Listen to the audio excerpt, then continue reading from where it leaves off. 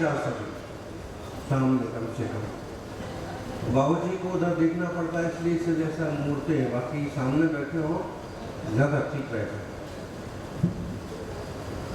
वर्तमान जिन शासन में वर्तमान महावीर भगवान की, आचार्य श्री आदिसागर महाराज की, जोर से बोलिए, आचार्य श्री महावीर कीर्ति महाराज की, तपस्वी सम्राट गुरुवराच श्री सन्मति सागर जी महाराज की,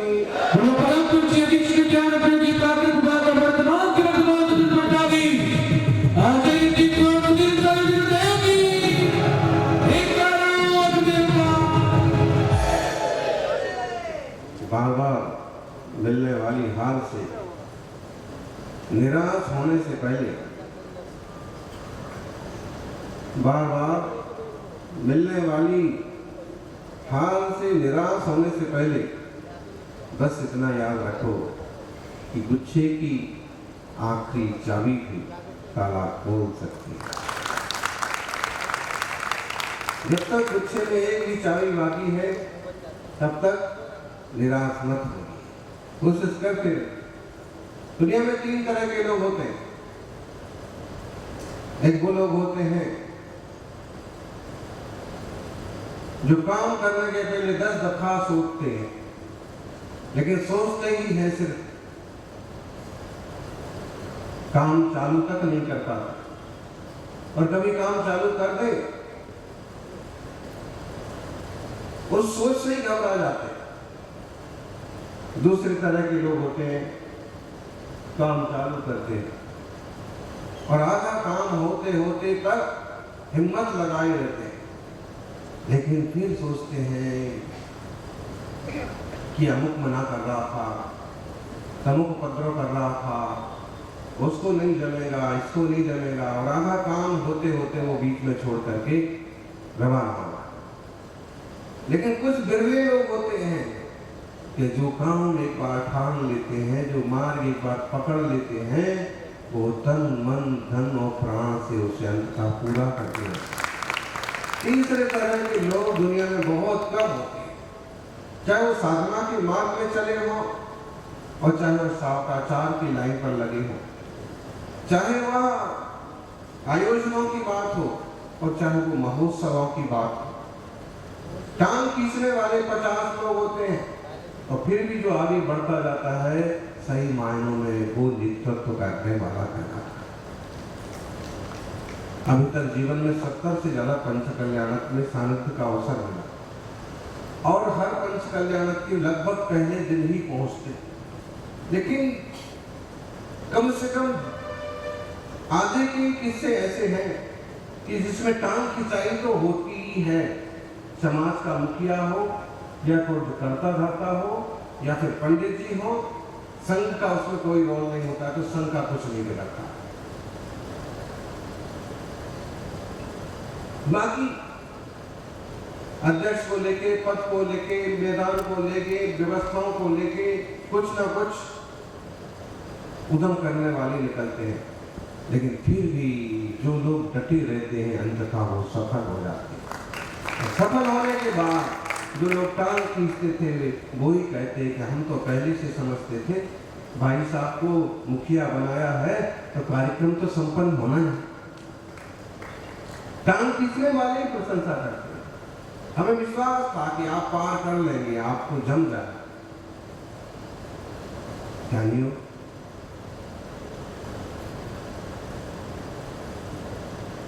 श्रेयांसी बहु विघ्ना, जब एक अच्छा काम करने चलते हैं तो बहुत विघ्न आते। चाहे आप चतुर्मास का विचार करें, चाहे सिद्ध चक्र का विचार करें और चाहे पंच कल्याण, धार्मिक क्षेत्रों में तो विघ्न आएंगे ही आएंगे, क्योंकि ढेर सारे लोग ऐसे रहते हैं कि जिनकी रुचि धर्म की नहीं होती है, अपनी नाक की होती है।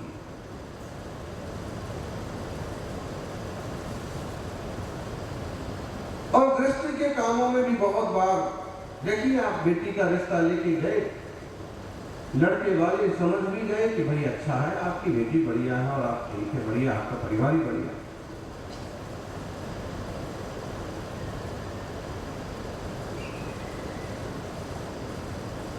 लेकिन रिश्ता करते करते आप बाहर तो निकले नहीं कि उनके कोई दूर के मामा जी आ गए। भैया अभी हम आपको फोन पर बताते हैं, जवाब देते हैं, कल परसों जवाब देते हैं। और दूर के मामा जी पूछ के, अच्छा ये इनकी लड़की है, अच्छा ये आए थे देखने को, ये क्या आदमी है, क्या छोरी है क्या?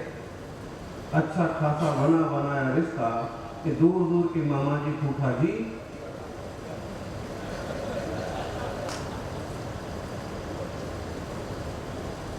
यहाँ भी मामा जी फूफा जी की कोई कमी तो है नहीं, कहीं ना कहीं निकलने पड़ते। लेकिन जरूरत है इस बात की कि जिन लोगों ने बात को समझ लिया है कि रिश्ता अच्छा है, तो उनको ऐसे फूफाओं को फूंक देना चाहिए और रिश्ते कर लेना चाहिए, तो गृहस्थी चलती रहेगी, धर्म ध्यान चलता रहेगा। और इस तरह की बातों में उलझ गए। संसार में जिस क्षेत्र में आप हैं उस क्षेत्र में सक्सेस होने के लिए आपको खुद को मेहनत करना पड़ेगी, साहस दिखाना पड़ेगा और उसकी आने वाली बाधाओं को खुद को समझ के दूर करना पड़ेगा। दीपावली का निकट है अवसर, अवसर बार बार नहीं आते, हो गया चतुर्मास। ना तो अब इतने कहीं साधु बन जाए, कोई जरूरी नहीं है, इतनी बढ़िया सुंदर से एक कमेटी बन जाए, सबके मन बन जाए, गुजरात यूनिवर्सिटी जैसा प्रांगण मिल जाए, इतने सारे लोग बाहर से चौके लगाने के लिए आ जाएं, बिना बुलाए।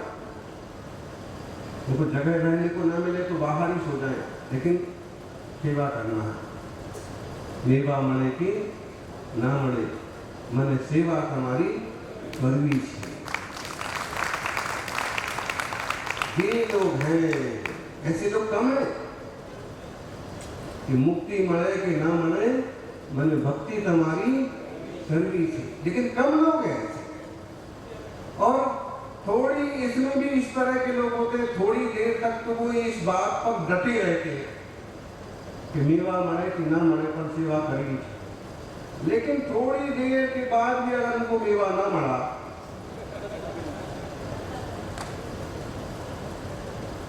तो सेवा को छोड़ेंगे, जिसकी सेवा कर रहे थे उसकी फजीती और कर डाले। ऐसे लोगों की कमी नहीं। ये भक्ति के मार्ग पर डटे रहना भी आसान नहीं है। हमारे यहाँ तो अध्यात्म का मार्ग है मुख्य, और उसमें ये कहा जाता है कि तत्व को समझो, आत्मा को समझो और अपने आत्मशुद्धि के पथ पर बढ़ो। फिर उसमें भक्ति को 2 नंबर पर रखा है कि जिन भगवान से मार्ग मिला है, देवशास्त्र गुरु से रास्ता मिलता है, इसलिए इनके सानिध्य में रहो, उनकी सेवा करो। लेकिन वैष्णव परंपरा में तो एक मार्ग ही है, भक्ति का मार्ग, ज्ञान का मार्ग और भक्ति का मार्ग। तो केवल भक्ति का मार्ग, और वो भक्ति के मार्ग से मुक्ति मानते हैं, और उसमें तो कितना समर्पण चाहिए। तू ही तू, जो करे सो तू, उसमें भी लोग खड़े नहीं कर पाते किस मार्ग से हम मंजिल तक पहुंच जाएंगे, वो तुम डाउट कर रहे हैं।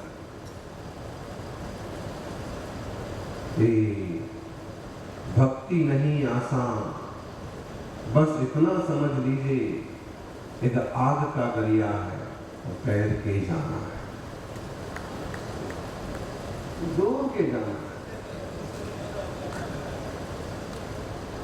ये भक्ति नहीं, एक ये वाला शब्द चेंज किया है, शेरो शायरी वालों को पता होगा। ये भक्ति नहीं आसान, बस इतना समझ लीजिए, एक आग का दरिया है और डूब के जाना है। कितने जिंदा पहुंचेंगे, कितने पार लगेंगे। ये भक्ति भी आसान नहीं है। जब तक मन का होता रहता है तब तक भक्ति बनी रहती है, मन का ना हुआ तो भक्त को भी हम भक्त बनने में देर नहीं रखते। क्या करें, जमाना ऐसा कर लियो। लेकिन जो लोग डटे रहते हैं वो भक्त से, हम भक्त नहीं, भक्त से भगवान तक पहुंच जाते हैं। जीवन में अड़चनें आती हैं, अपने ही विकार अपने आप को तंग करके रख देते हैं। ये बात हम किसी और को नहीं कह रहे, ये हम अपने ऊपर भी घटाएं कि भगवान की भक्ति करते करते भी अगर समस्या हल ना हुई, ऐसे समझने लगते हैं जैन धर्म में कुछ नहीं है, तीर्थंकरों की भक्ति में कुछ नहीं।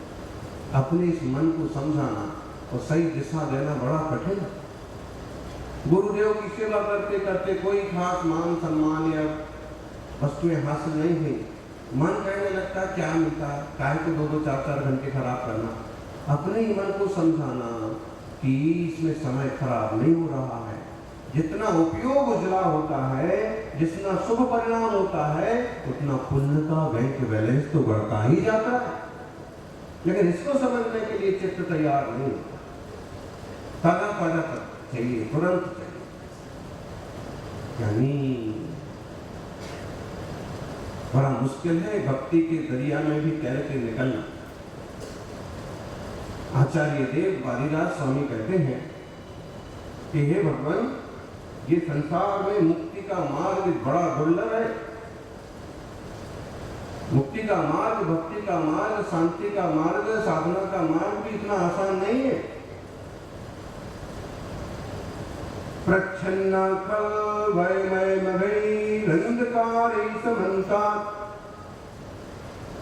पंथा मुक्ते स्थपटत परः क्लेशकर्तैरगाधैः तत्कस्तेन व्रजति सुगतो देवतत्त्वो भासि यद्यग्रे न भवति भवत् भारती रत्नदीपः। हे देव, हे प्रभु, हे भगवान, खलु इस जैसे अयम ये संसार अगमय रंधकारी समन्ता, पापमय संसार और सब तरह मोह का, मिथ्यात्व का, ज्ञान का अंधकार छाया है। बताइए कितने लोगों को खबर है सच्चे देव शास्त्र गुरु की, उन्हें जो पकड़ा दिया उसी को पकड़ के, उसी को मान करके जिंदगी खत्म कर दो।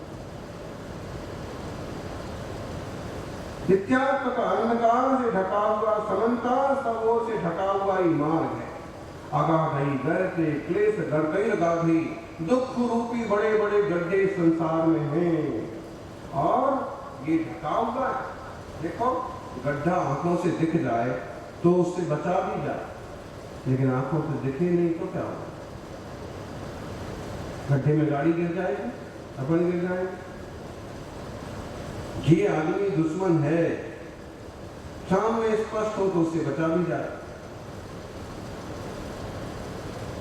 लेकिन प्रच्छन्न रूप से लग तो रहा है दोस्त जैसा, काम कर रहा है, उसका कैसे तुम पता करो, कैसे बचो?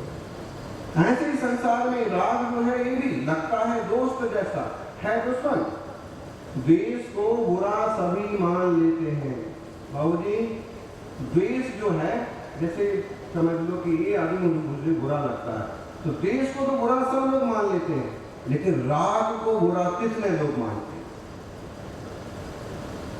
राग को कोई बुरा नहीं मानता, बोलते ये तो बहुत प्यार करते हैं मुझे, ये तो बहुत प्यारा है, वगैरह वगैरह। लेकिन इस प्यार से भी तो संसार बढ़ रहा है।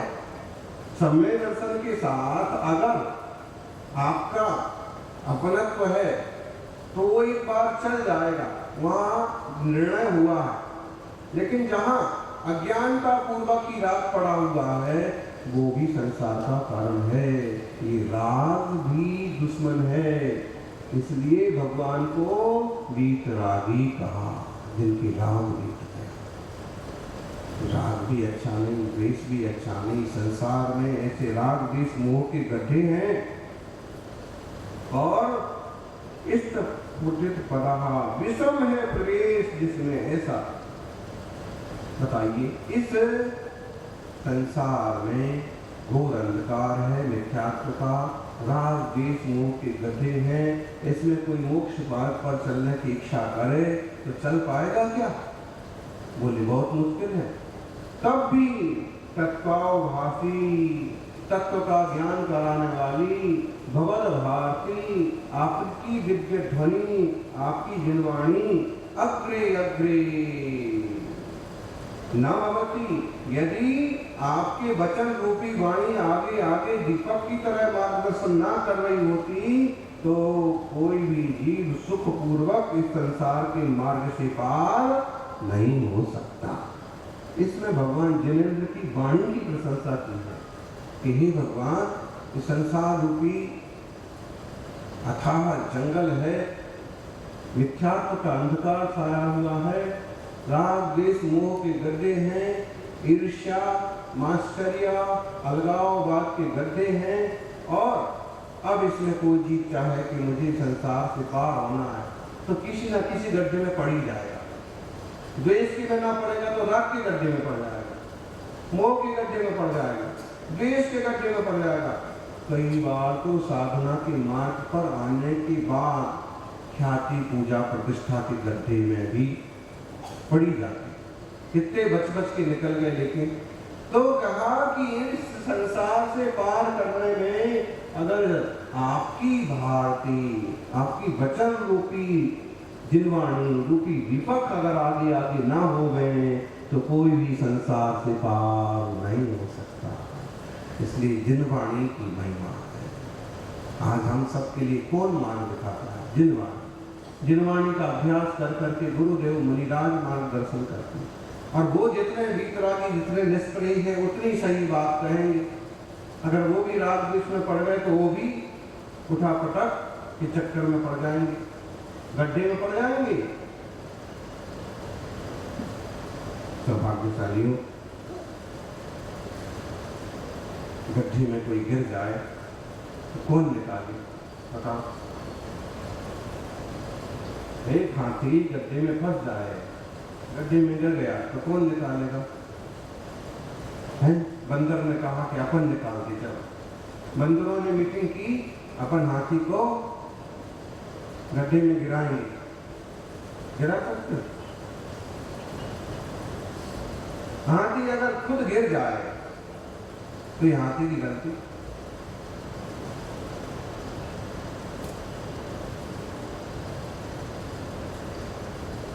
150 बंदर मिलकर मीटिंग करें कि हम हाथी को गड्ढे में गिराएंगे, गिरा सकते?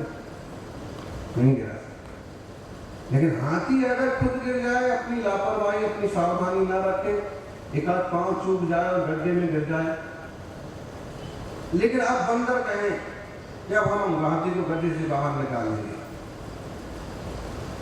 तो 50-100 बंदर मिलकर के हाथी को गड्ढे से बाहर निकाल सकते? क्या मुश्किल का मामला है? उदाहरण समझ में आ रहा है? उदाहरण समझ में नहीं आ रहा। ये हमारा जीवात्मा राग द्वेष मोह के गड्ढे में गिरा है। अब हमारे जैसे कोई दूसरे रागी द्वेषी मोही सोचे कि इसको गड्ढे से बाहर निकालो, उनके लिए मुश्किल है। ये जो चैतन्य आत्मा हाथी को गड्ढे से बाहर निकालना है तो हाथी चाहिए, और वो भी उससे कमजोर नहीं चाहिए।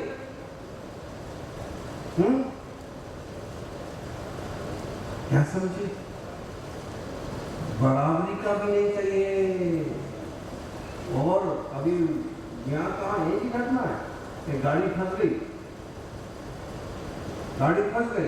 अब उस गाड़ी को, 4 व्हीलर को, ट्रक को और साइकिल वाला निकाले।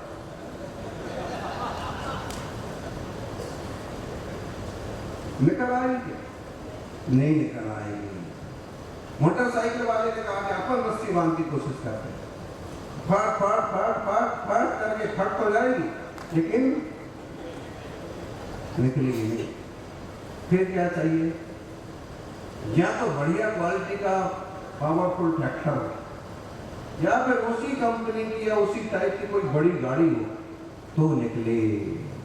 ऐसे ही संसार में पड़े हुए इन जीवों की जो गाड़ी फंसी है, इसको निकालने के लिए इनसे ज्यादा पावरफुल गाड़ी चाहिए, और वो गाड़ी होती है वीतरागी मुनिराज।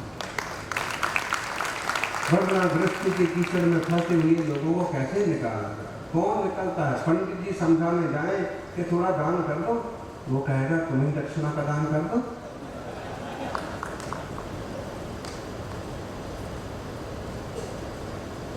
तुम क्यों दक्षिणा लेते हो? तो पंडित जी की नहीं, मुनिराज की बात। हाँ, मुनिराज ने त्याग किया है, इन्हें कुछ लेना देना नहीं, इनकी बात माना। राग द्वेष के कीचड़ से निकलो ज्ञानी। आवाज लगा रहे हैं गुरु कि इस भव में अगर ना छूटी कसाएं, इस भव में जहाँ जिनवाणी रूपी दीपक जल रहे हैं और हमें रास्ता दिखा रहे हैं और फिर भी गड्ढे में गिर जाए और फिर भी गड्ढे से बाहर ना निकल पाए, तो कौन से भाव में संभव होता है? बोलो। बचपन में देखते थे तो गाँव में तो सड़कों में पानी भर ही जाता है और सड़कें कहाँ होती थी गाँव में? कोई मिट्टी की रोड पर बस एक आती थी 24 घंटे में एक आध बार, और उसमें कहीं एक छोटा मोटा गड्ढा पड़ गया तो बस उसी में पड़ जाता। अब स्कूल जाते थे तो रोज देखते थे बस अभी भी फंसी हुई है, बस अभी फंसी हुई है, 4 दिन हो गए बस अभी फंसी हुई है। बाबूजी बस कैसे निकलेगी? गाड़ी कैसे निकलेगी?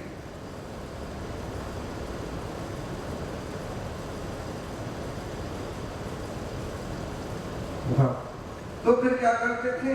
तो आजू बाजू में से बेशरम के पौधे होते थे, उनकी लकड़ियां निकाल निकाल के डालते थे पहियों के नीचे। देखा दूसरे दिन वो डाली, कोई फर्क नहीं पड़ा। इधर उधर से कंकड़ पत्थर जो गांव में मिलते वो बीन करके डाले, कोई फर्क नहीं पड़ा। उल्टा उसको फिर गांव वालों ने धक्का दिया तो भुर्र मुर्र कर करके फिर वापिस उसी गड्ढे में गड्ढा और गहरा हो गया। भुर्र मुर्र करके गड्ढा पहिया वही उसी में बार बार घूमा तो गड्ढा और गहरा हो गया। चौथी दिन भी गाड़ी। अब क्या उपाय हो सकता? फिर बाबू जी का ट्रैक्टर आया है गाँव में, सरपंच का। फिर ट्रैक्टर लगाया, ट्रैक्टर के साथ धक्का देने वाले लगे। जब पूरे गांव वालों ने मिलकर धक्का लगाया तो गाड़ी वापस बाहर आई। लेकिन वापस बाहर आ तो गई। 4 दिन लग गए, 5 दिन लग गए, लेकिन बाहर आ गई। यानी अपनी गाड़ी बाहर कैसे निकलेगी? केवी रीते थी गड्ढा में गाड़ी। अध्यक्ष महोदय कैसे निकलेगी गड्ढे से बाहर? जेसीबी लावी पड़से।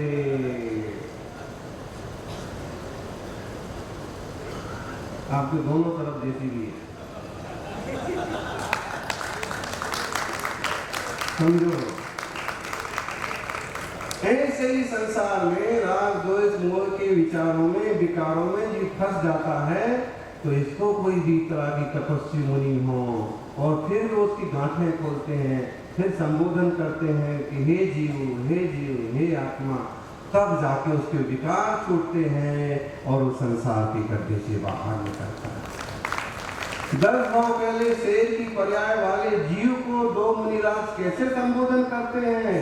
त्रियंश पर्याय से निकाल करके उसको पहले स्वर्ग का स्वामी बना देते हैं। आत्मा थी। यदि ये जिनवाणी रूपी दीपक आगे आगे ना चल रहे होते तो क्या हो? आज भी जिनवाणी है। जिनवाणी का अभ्यास करने वाले लोग बड़े आनंद से अभ्यास करते हैं। सुबह समय सार होता है, दोपहर को समय सार होता है, कुछ श्रावक विशेष रूप से उपस्थित होते हैं। स्वाध्याय से मालूम पड़ा तो जितना अध्यात्म का अभ्यास होता है रसायन उतनी मंद पड़ जाती है, ढीली पड़ जाती है। कोई व्याध नहीं, कोई विरोध नहीं, सब जीव स्वतंत्र हैं, सब अपनी जगह ठीक।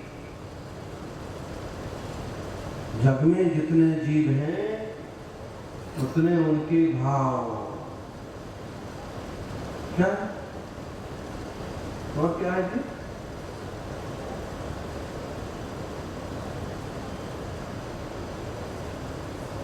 जितने जीव हैं उतने उनके भाव हैं।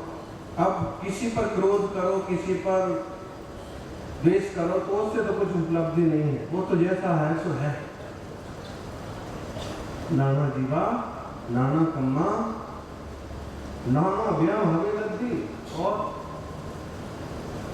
तम वयम विवादम सब पर समय बच्चे चा। इसलिए वचनों के विवाद को छोड़ दो। समय पर समय के संबंध में अपनी मान्यता दूसरे की मान्यताओं के संबंध में ज्यादा बहस मत करो। एक अच्छे समाज की रचना करना है, एक शांति का जीवन जीना है तो एक दूसरे की बात को समझ लेना पड़ता है, एक दूसरे को सम्मान देना पड़ता है। सम्मान दो, सम्मान पाओ, अपमान दो, अपमान को तैयार रहो। उदारता से पेश आओ, तब दूसरा उदारता से पेश आने को तैयार मिलेगा। अकुड़ू राम बन जाओ, टांग तोड़ने वाला भी मिल जाएगा। छोटी सी कहानी पढ़ रहे थे हम, दिन भर के थके हारे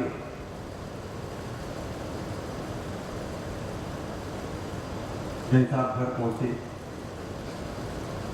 संध्या का वक्त था, सूरज अस्त होने को था, जल्दी जल्दी भोजन को बैठ गए, रात को खाना नहीं।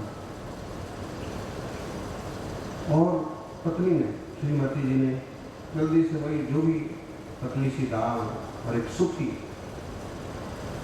थोड़ी सी कड़क जली जैसी रोटी थाली में,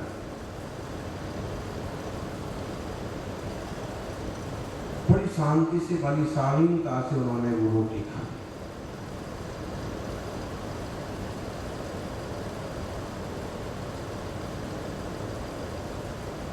हो सकता है श्रीमती जी का गुस्सा के कारण हो और ऐसी रोटी थी, लेकिन शांति से भोजन करके उठ गए।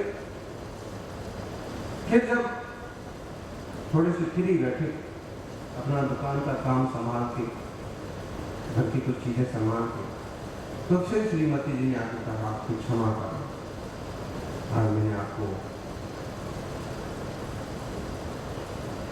सूखी जैसी, कठोर जैसी रोटी दे दी। मुझे चाहिए था कि मैं शाम को अच्छे से भोजन, दो रोटी बना लूँ, बनाती हूँ। उन्होंने कहा कि नहीं, इसमें क्षमा मांगने के लिए, मुझे तो बचपन से बहुत अच्छी लगती है ऐसी कड़क रोटी, थोड़ी सी जली हो, थोड़ी सी कड़क रोटी जब ऐसे सिक जाती है तो मुझे तो बहुत अच्छी लगती है, आज तो और अच्छा लगा। बेटा ये दोनों तीनों दृश्य देख रहा, पत्नी को थोड़ा सुकून मिला कि चलो इनको इतना ज्यादा दुख नहीं हुआ। लेकिन ये तो लगा कि मुझे जब दिन में इतना काम किया तो 2 रोटी और तैयार कर सकते थे।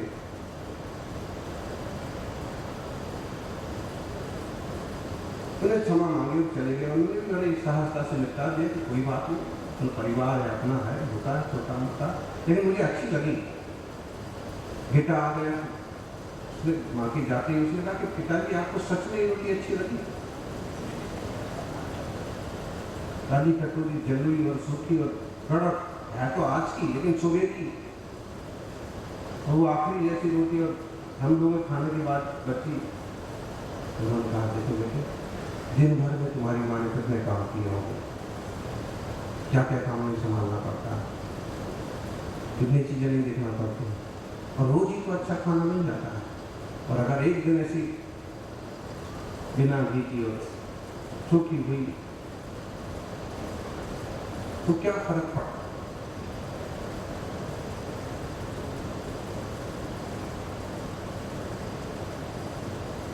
अगर हम उस रोटी को लेके कुछ बात कहते तो बात बिगड़ती, रोटी चुपचाप शांति से खा ली तो शांति से नींद भी आ जाएगी, तुमको भी, हमको भी, तुम्हारी माँ को। लेकिन इस रोटी को लेकर अगर हमने कुछ कह दिया होता तो सोना भी हराम हो जाता।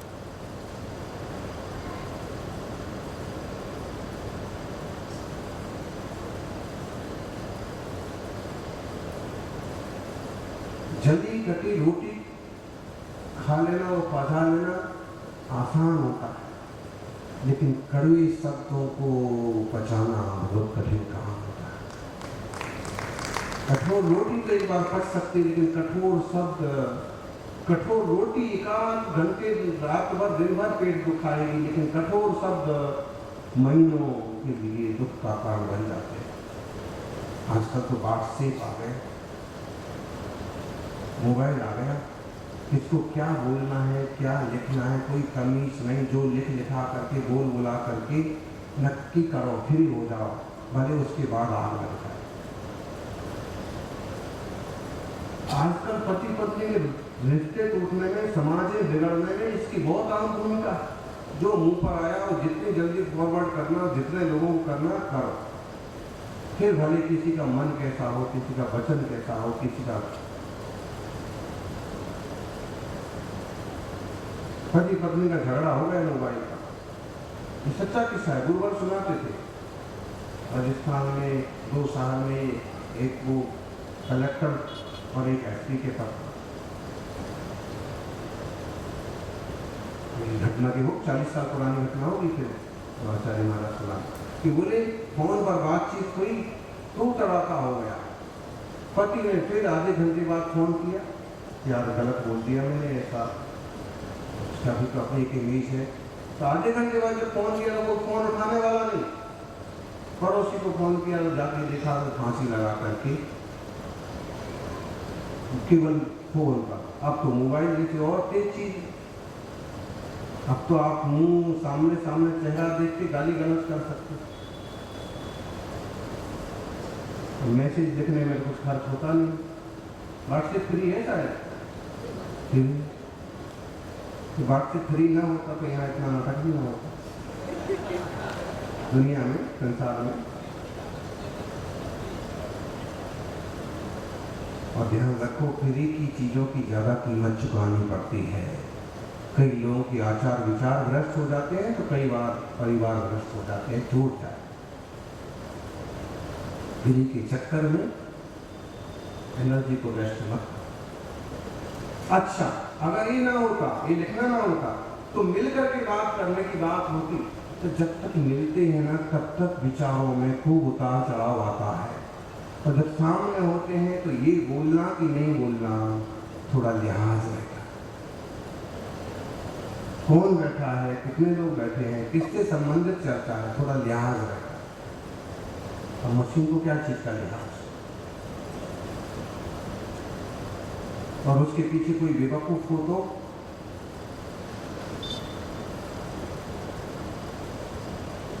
पछताने के अलावा कुछ हाथ नहीं रहे।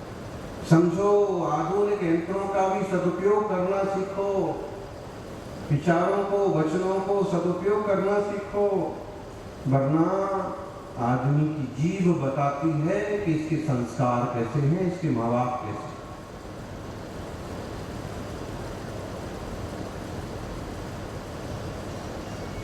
जीभ को संभालते, जिरवाणी यही सिखाती संसार के गड्ढों में फंसना है कि निकलना। 3.5 महीने से यही कह रहे हैं हम लोग। 3.5 महीने हो गए होंगे, नहीं हुए तो हो जाएंगे कल परसों, और 4 भी हो जाएंगे।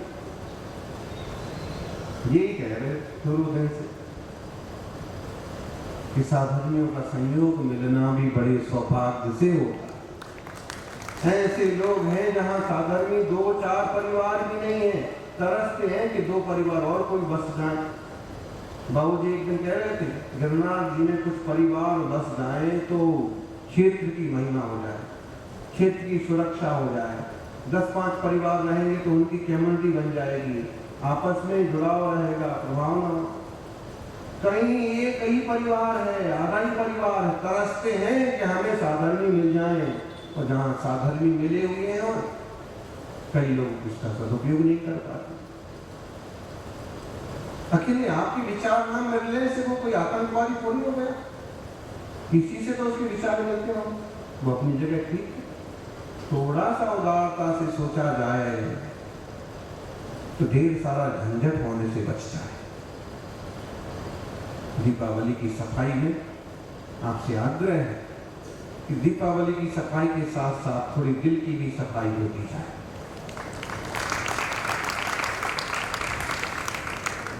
और जैसे दीपावली धनतेरस को नई नई कुछ चीजें लाके आप घर में रखेंगे, ऐसे कोई नए नए रिश्ते, नए नए विचार और नए नए गुण अपने जीवन में भी ला करके रखें। निश्चित रूप से आपका जीवन मंगलमय होगा। इस संसार का मार्ग बहुत विचित्र है, जिनवाणी रूपी दीपक भगवान ना होते तो कोई भी इससे नहीं निकल पाता। आज तक जितने जीव मोक्ष गए हैं, महावीर स्वामी का भी निर्माण हुआ है, तो कहीं न कहीं जिनवाणी का, मुनि राजों का उनको संयोग मिला था। भले हो 2-4-10 भाव बात पका हो, लेकिन उसी के कारण से वो भी सिद्ध हो गए, बुद्ध हो गए, मुक्त हो गए, निर्वाण को प्राप्त हो गए। ऐसी परम निर्वाण की दशा हम सबको भी प्राप्त हो, हमारा जीवन भी